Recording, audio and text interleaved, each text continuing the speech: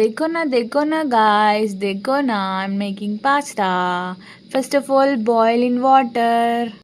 Pasta boil అయ్యే వరకు ఇలా కుక్ చేసుకోవాలి వాటర్లో. ఇలా పాస్తాని కట్ చేస్తే ఇలా కట్ అయ్యేంత చేసుకోవాలి. నేను ఇందులో పాస్తా మసాలా యాడ్ చేస్తున్నా.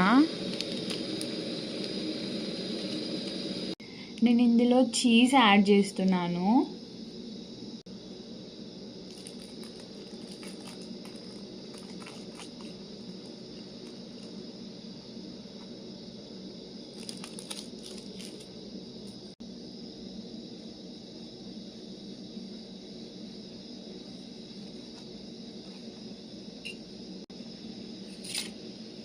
ఇప్పుడు బాయిల్ పాస్తాస్ ఇందులో వేసేసేయాలి.